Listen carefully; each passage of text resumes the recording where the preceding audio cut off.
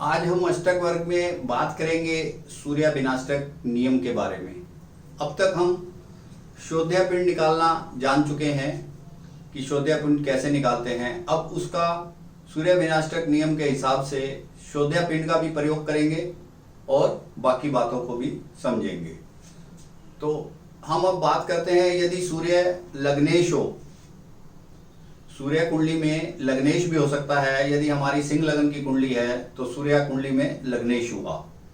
ऐसी स्थिति में यदि सूर्य के विनाष्टक में 5 से ज्यादा बिंदु या 5 बिंदु हों तो जातक को उच्च पद मिलता है, जातक का सम्मान होता है। और यदि 5 से ज्यादा होंगे, 6 होंगे, 7 होंगे, 8 होंगे तो जातक राजकीय पद भी प्राप्त कर लेता है, मंत्री पद भी प्राप्त कर लेता है। सूर्य लग्नेश हो, लगन में बैठ जाए, या सूर्य उच्च का होकर भाग्य भाव में बैठ जाए, ऐसी स्थिति उसकी बन जाए और उसके शुभ बिंदु भी 5 से ज्यादा हो, 6 हो, 7 हो, तब ये स्थिति हमें कुंडली में देखने को मिलेगी। जो जातक होगा उसकी पर्सनैलिटी काफी अच्छी होगी और वह उच्च पद के कार्य को बड़ी आसानी से संभाल सकेगा। उसमें एक अथॉरिटी होगी, काम करने की अथॉरिटी उसको मिलेगी। यदि यही सारी चीजें सूर्य नीच का हो जाए, या सूर्य कमजोर हो जाए, या सूर्य निर्बल हो जाए, तो जातक को और उसके बिंदु भी कम हो, बिंदु 2 हो, 3 हो, 4 से नीचे हो, तो जातक की संतान से दूरी हो जाती है, कारण चाहे कुछ भी रहे। जातक संतान से दूर हो जाता है, संतान के प्रति उसको सुख ज्यादा नहीं मिलता।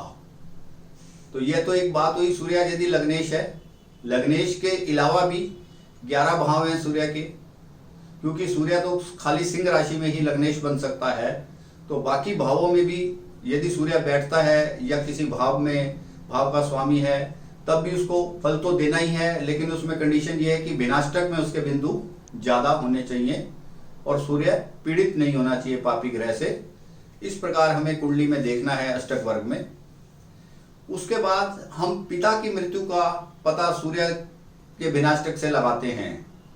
जो चीज मैं आपको बता रहा हूं कि पिता की मृत्यु का सूर्य के विनाष्टक से पता लगाते हैं, ये हमें जो मृत्यु का कोई भी पूछता है हमारे से, पिता की मृत्यु, भाई की मृत्यु, माता की मृत्यु, पत्नी की मृत्यु, तो ज्योतिष में इस चीज को मना किया गया है कि किसी की मृत्यु के बारे में आप हस्तक्षेप ना करें, उसकी गणना ना करें। लेकिन कई बार स्थिति ऐसी होती है कि दशा अंतरदशा से पता लग रहा है कि पिता की मृत्यु हो सकती है। दशा अंतरदशा से हमें पता लग रहा है पिता की मृत्यु हो सकती है, तो उस समय हमें और यह भी लगता है कि उनका पिता की मृत्यु का समय आ चुका है, तब हम यह देखते हैं कि कौन से नक्षत्र में होगी, कब होगी। इन चीजों का अनुमान हमें तब सोच समझ कर लगाना चाहिए, एक समय विशेष में ही लगाना चाहिए। और कुछ शास्त्रों में यह भी लिखा है कि केंद्र और त्रिकोण में यदि सूर्य के 5 या 6 बिंदु हों तो जातक के पिता की 35वें या 36वें वर्ष में मृत्यु हो जाती है। यह रिसर्च का विषय है, आप भी अपने आने वाली कुंडलियों में लगाकर देख सकते हैं। यदि ऐसा कुछ आपको लगता है तो आप मेरे से भी साझा कर सकते हैं इस बात को। दूसरा, हम अब देखेंगे कि पिता की मृत्यु अगर हमें देखनी है सूर्य के विनाष्टक से, तो वो देखेंगे कैसे। इसका देखने का तरीका, एक तरीका यह है कि शनि के गोचर से देख सकते हैं हम। सूर्य से, सूर्य का जो विनाष्टक है, सूर्य के विनाष्टक में सूर्य जहां बैठा है वहां से 9वें भाव में विनाष्टक के जितने बिंदु मिले हैं, जैसा कि हम पीछे एक कुंडली को पकड़कर चल रहे हैं, कर्क लगन की कुंडली को, तो उसके सूर्य से 9वें भाव में 3 बिंदु हैं। और हम शोध्या पिंड भी निकाल चुके हैं सूर्य के शोध्या पिंड 205 हैं, जिसमें राशि पिंड 134 हैं और ग्रह पिंड 71 है। दोनों का टोटल मैंने 205 बताया। अब हम इस नियम को यहाँ प्रयोग में लेंगे कैसे, उसको समझते हैं। पहले मैंने आपको बताया सूर्य से नवम 3 बिंदु हैं। ये जो 3 बिंदु हैं विनाष्टक वर्ग के हैं। त्रिकोण शोधन और एकाधिपति शोधन से पहले के बिंदु मैंने बताए हैं आपको। आप इसमें बिल्कुल कंफ्यूज मत होना कि मैंने कौन से बिंदु बताए हैं। मैंने सूर्य विनाष्टक के बिंदु बताए हैं और यह भी बता रहा हूं कि मैं सूर्य विनाष्टक के नियमों की बात कर रहा हूं। इसको हम 3 से गुना करेंगे, 205 जो हमारे शोध्या पिंड है, तो हमारा टोटल आया 615। इसको हम यदि 27 से भाग करेंगे तो शेष आएगा 21। 21 का मतलब उत्तराषाढ़ा नक्षत्र हुआ। उत्तराषाढ़ा नक्षत्र का मतलब हुआ 21वां नक्षत्र। और इसके त्रिकोण नक्षत्र भी हम देखेंगे। इसका त्रिकोण नक्षत्र हुआ 3 नंबर कृतिका नक्षत्र और 12 नंबर उत्तरा भाद्रपद नक्षत्र, सॉरी 12 नंबर उत्तरा फाल्गुनी नक्षत्र। उत्तरा भाद्रपद नहीं होगा, उत्तरा फाल्गुनी नक्षत्र 12 नंबर। तो जब जब शनि इन ग्रहों इन नक्षत्रों से गोचर करेगा तो जातक के पिता की मृत्यु होगी, लेकिन उसमें कंडीशन यह है कि पिता की मृत्यु का समय पूरा हो चुका हो, तब हम इसको कैलकुलेट करेंगे। ये हमें पहले देखना है कि पिता की मृत्यु का समय है, तब हम इस गणित को लगाएंगे यहाँ पर। इसके बाद दूसरा जो तरीका है, गुरु के गोचर से भी हम देख सकते हैं। गुरु के गोचर से भी हम इसका पता लगा सकते हैं। यदि सूर्य के विनाष्टक में गुरु से 7 में, जहां गुरु बैठा है वहां 7 में जितने बिंदु हों, जैसा कि सूर्य के विनाष्टक कुंडली में आप जानते हैं गुरु छठे भाव में बैठा है और उसके 7वें भाव अर्थात 12वें भाव में 5 बिंदु मिले हैं। 5 बिंदु को हम गुना करेंगे शोध्या पिंड से। ये 5 बिंदु मैं आपको फिर दोहरा रहा हूं, ये 5 बिंदु सूर्य विनाष्टक वर्ग के हैं, ना कि ये शोधन से पहले के हैं। त्रिकोण शोधन, एकाधिपति शोधन से पहले के बिंदु की मैं बात कर रहा हूं। इसको हमने 5 से गुना किया तो हमारा टोटल आया 1025 और इसको 27 से भाग करेंगे तो हमारा शेष आया 26 उत्तर भाद्रपद नक्षत्र। जब गुरु इस नक्षत्र से गोचर करेगा, उत्तर भाद्रपद का नक्षत्र या पुष्य नक्षत्र या अनुराधा नक्षत्र, पुष्य और अनुराधा नक्षत्र मैंने इसलिए बताए कि वे उसके त्रिकोण नक्षत्र हैं, इनमें से गोचर करेगा तो पिता की मृत्यु हो सकती है। इस कार्य को हम सूर्य के गोचर से भी देख सकते हैं। ये मैं पीछे एक वीडियो में बता चुका हूं सूर्य के गोचर के बारे में, आप वहां से इसको देख सकते हैं। अब हम बात करते हैं स्वयं की मृत्यु का पता क्या हमें सूर्य के विनाष्टक से लग सकता है। इसमें फिर वही बात आ जाती है कि यदि हमारी आयु पूरी हो गई है और हमें लगता है कि मृत्यु का समय नजदीक है, तब हम इस नियम को लगा सकते हैं। स्वयं की मृत्यु देखने के लिए तब शनि का गोचर देखना होगा। तब हमें शनि का गोचर देखना होगा कि शनि जब सूर्य से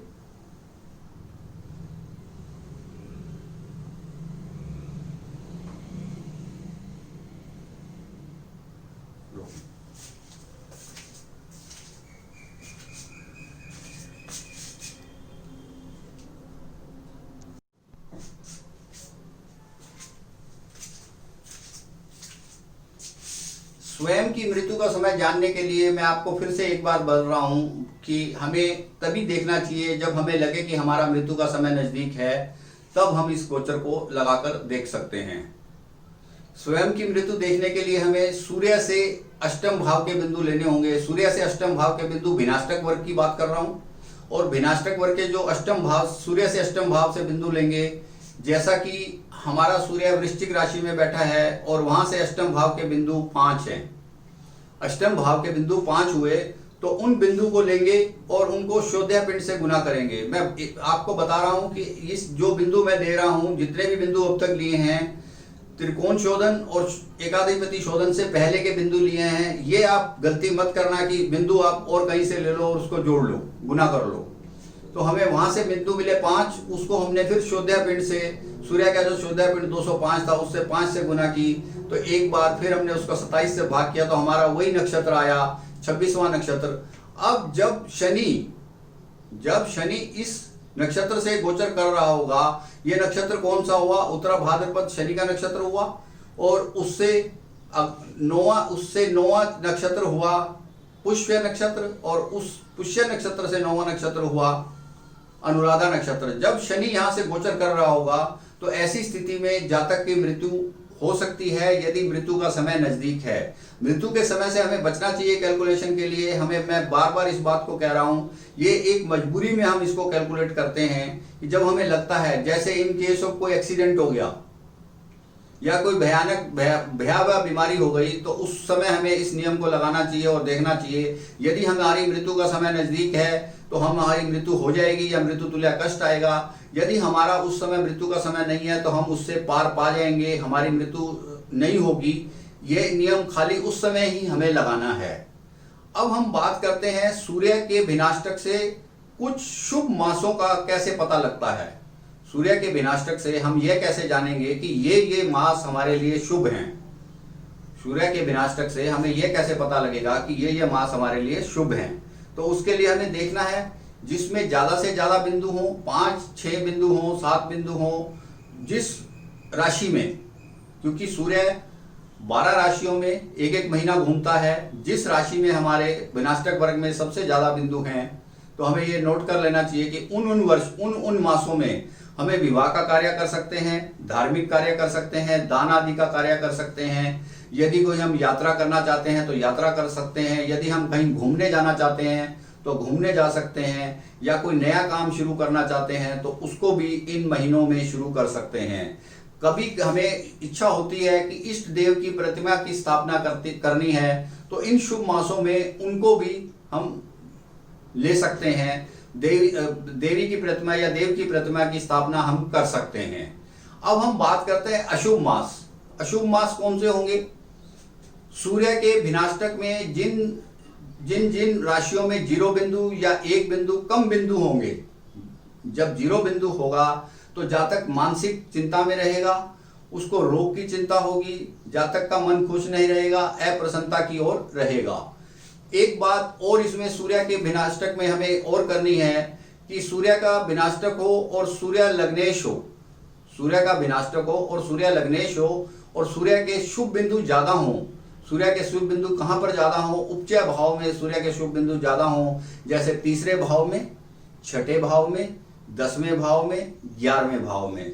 तो तीसरे भाव में शुभ बिंदु ज्यादा होने से जातक पराक्रमी बहुत होगा, जातक में पराक्रम बहुत होगा, काम करने से डरेगा नहीं।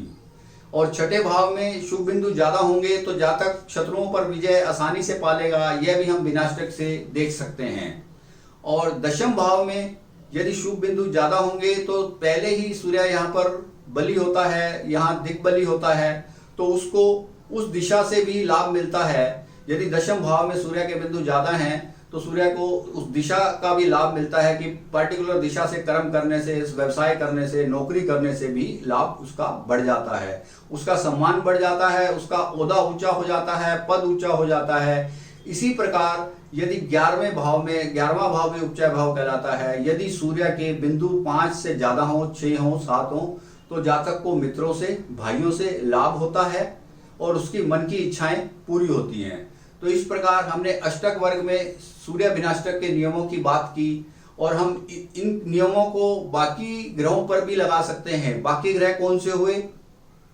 चंद्र, मंगल, बुध, गुरु, शुक्र, शनि। जैसे हम माता का देखना चाहेंगे तो चंद्र से देख सकते हैं, व्यापार का देखना चाहेंगे तो बुध से देख सकते हैं, संतान का देखना चाहते हैं तो हम बृहस्पति से देख सकते हैं, और पत्नी का देखना चाहते हैं तो हम शुक्र ग्रह से देख सकते हैं, और कर्म का देखना चाहते हैं तो हम शनि ग्रह से भी देख सकते हैं। आप इन बाकी ग्रहों पर कोशिश कीजिए अष्टक वर्ग लगाने की। यदि आपको कोई दुविधा हो तो इसकी डिटेल में आपको साझा कर सकता हूं, आप कमेंट सेक्शन में बता सकते हैं। यदि यह वीडियो आपको अच्छा लगा हो तो इसे शेयर कीजिए, लाइक कीजिए और मेरे चैनल को सब्सक्राइब भी कीजिए, जिससे कि मेरा आने वाला वीडियो आपको सीधा मिलता रहे।